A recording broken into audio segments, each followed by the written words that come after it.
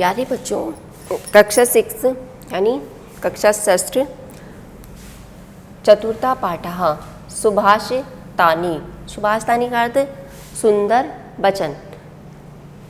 इसमें आपका पहला श्लोक है, परोपकाराय फलन्ति वृक्षाः, परोपकाराय वहन्ति नद्यः, परोपकाराय दुहन्ति गावः, परोपकारार्थम इदं शरीरम।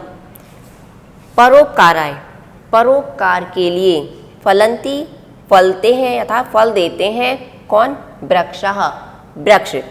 परोपकाराय फलन्ति वृक्षा, वृक्ष परोपकार के लिए ही फलते हैं अर्थात फल देते हैं।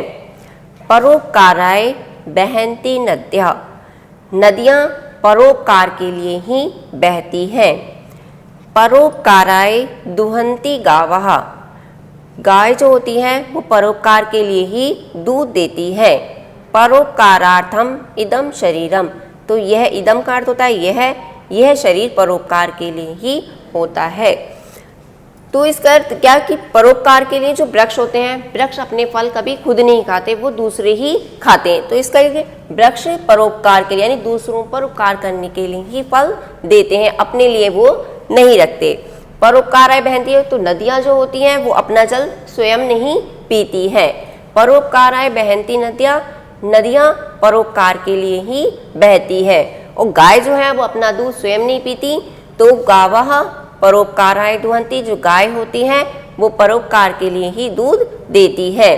परोपकारार्थम इदम शरीरम, ये शरीर जो है परोपकार के लिए ही है, यानी हमें इस शरीर से परोपकार के कार्य करने चाहिए।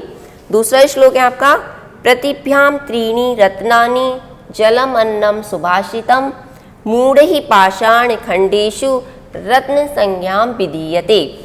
प्रतिभ्याम पृथ्वी पर, त्रीणि तीन, रत्नानि रत्न हैं, जल मन्नम सुभाषितम, कौन कौन से तीन रत्न हैं? जल, अन्न और सुभाषित।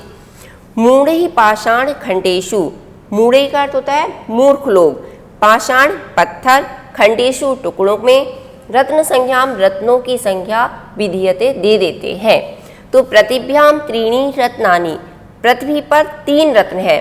अब वो तीन रत्न कौन कौन से हैं? जल है, अन्न है और सुंदर वचन, यानी जो हम अच्छे वचन बोलते हैं वो हमारे जल, अन्न और सुंदर वचन है।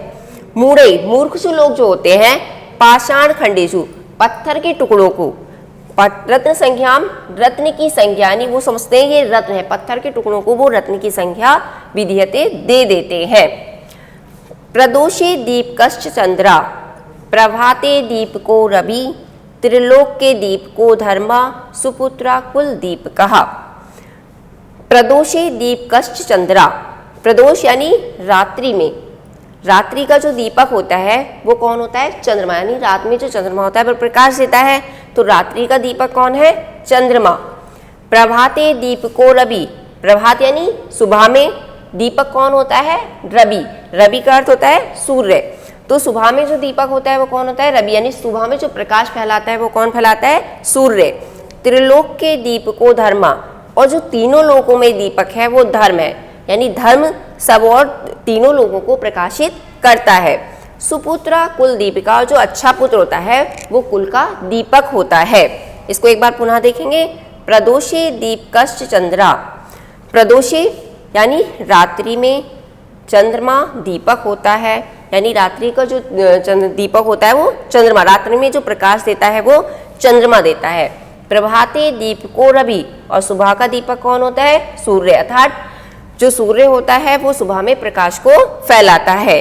त्रिलोक के दीप को धर्मा, और तीनों लोकों में प्रकाश कौन फैलाता है? धर्म, यानी तीनों लोकों का जो दीपक होता है वो धर्म होता है। सुपुत्रा कुल दीपका, और जो अच्छा पुत्र होता है वो कुल का दीपक होता है, यानी वो कुल को प्रकाशित करता है।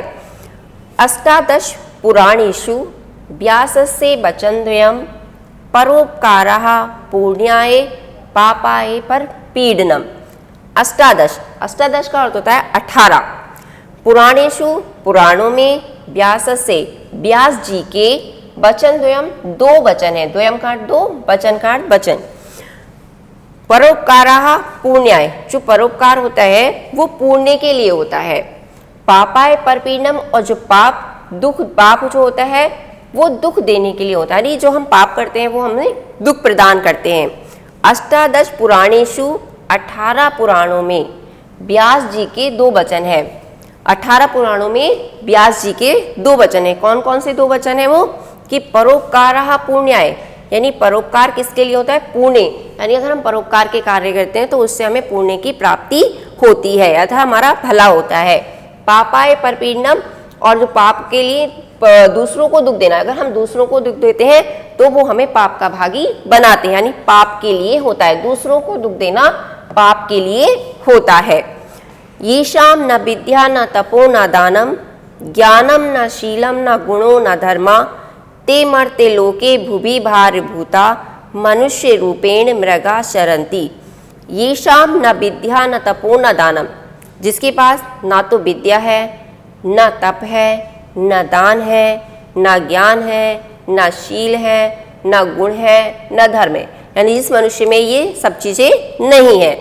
ते का वे मनुष्य मर्त्य लोके, इस मृत्यु लोक में, भुवि भारभूता, भार के समान है, इस पृथ्वी पर वो भार के समान है। मनुष्य रूपेण, मनुष्य रूप में होते हुए भी, यानी वो उनका जो शरीर है वो मनुष्य का तो है, लेकिन मृगाचरन्ति, वो मृग के समान यानी पशु के समान आचरन्ति, आचरण करते हैं।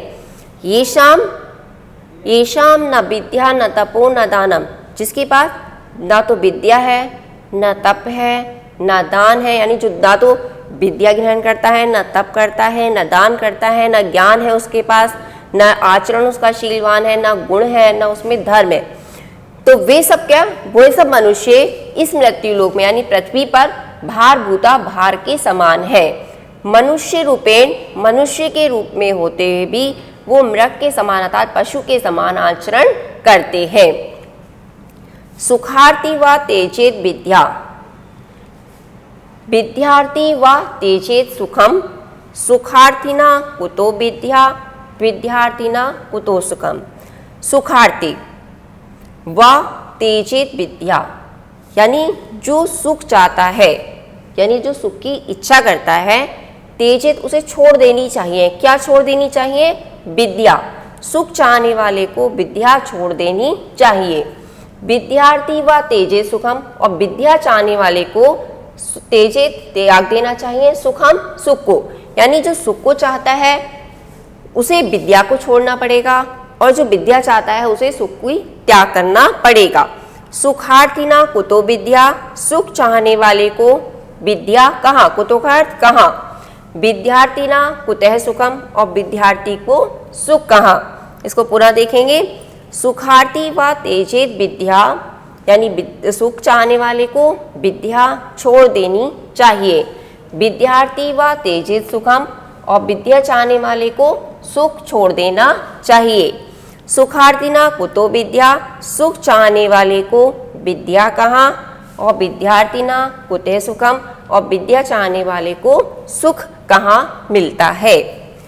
क्षणशः कर्णश्चेव विद्यामर्थं च साधयेत्, क्षणे नष्टे कुतो विद्या, कणे नष्टे कुतो धनम। क्षणशः, क्षण और कर्ण, विद्या और अर्थ के लिए साधना चाहिए। क्षण और कर्ण को विद्या और अर्थ के लिए साधना चाहिए। क्षणे नष्टे कुतो विद्या, यानी क्षण के नष्ट हो जाने पर विद्या कहाँ मिलती है, यानी समय निकल जाता है और हम पढ़ते नहीं हैं तो हमारे नंबर नहीं आते हैं। तो उसी प्रकार यानी क्षणे नष्टे, क्षण के नष्ट हो जाने पर विद्या कहाँ, कणे नष्टे कुतो धनम, यानी हमारे जो हम पैसे इकट्ठे करते हैं, अगर हमने एक पैसे भी खर्च कर दिए तो वो हमारे कण जो नष्ट हो जाता है तो उससे हमें धन की प्राप्ति कहाँ होती है। अधमा धनम इच्छन्ति, अधमा कौन होते हैं? नीच लोग। अधमा नीच लोग धनम इच्छन्ति, धन की इच्छा करते हैं। धन मानव च मध्यमा, और जो मध्यम वर्ग के लोग होते हैं वो धन और मान दोनों को चाहते हैं। उत्तमः मानम इच्छन्ति, और जो उत्तम लोग होते हैं वो सम्मान की इच्छा करते हैं। मानो ही महताम धनम, इसलिए सम्मान, ही सबसे बड़ा धन है। अधमा धनम इच्छन्ति, अधमा का अर्थ नीच लोग, धनम धन की, इच्छन्ति इच्छा करते हैं, यानी जो नीच लोग होते हैं वो केवल धन चाहते हैं कि उन्हें धन मिल जाए, लेकिन मध्यम वर्ग के लोग यानी जो मध्यम लोग होते हैं वो धन भी चाहते हैं और सम्मान भी चाहते हैं। उत्तमः मानम इच्छन्ति, उत्तम लोग सम्मान की इच्छा करते हैं, यानी उत्तम जो लोग होते हैं उत्तम चरित्र वाले वो सम्मान ही चाहते हैं।